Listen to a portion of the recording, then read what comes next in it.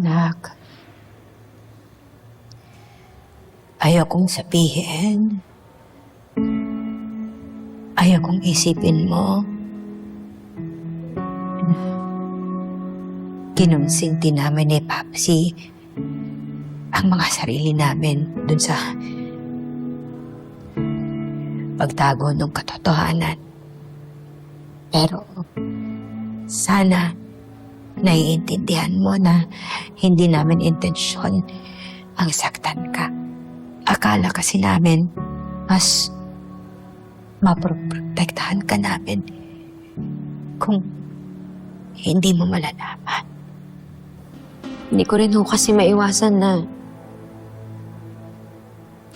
masaktan kasi. Lumaki ho ako na naniniwala ako na buo yung pagkatao ko. Sana ho sinabi niyo na noon pa eh. Para noon pa lang ho, naharap ko na to. Naintindihan, tinanggap. Ngayon ho kasi, iba na eh. Parang biglang ang dami ng tanong sa isip ko. Kasalanan ko lahat, anak. Sa akin ka nilang magalit. Huwag kay Papsi mo, ha? Ay, okay lang ho ba na iwan niyo muna ho ako? Kailangan ko lang ho ng space. Oo.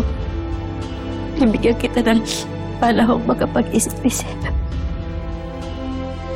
Pero nak, tandaan mo lagi, ha? Andito ako. Kami ni Papsi mo. Meron ka pa rin masasandalan at mauuwian sa amin.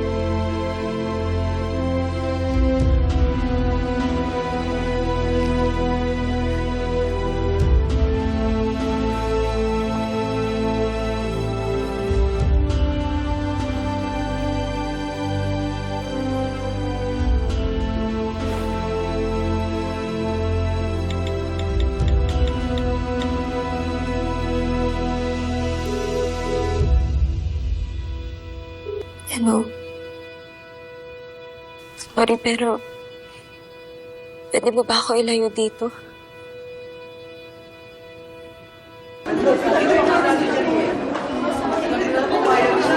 Ngayon kasi ang kukulit nyo kasi, ayan tuloy, pagalitan tayo ng security guard. Bakit? Kayo din naman ah. At least kami nakakuha ko ng picture. O kayo na may picture, di ba? Masaya. O ngayon, nag-aantay tayo dito sa wala.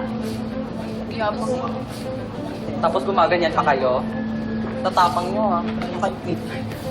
Yumi Jenny!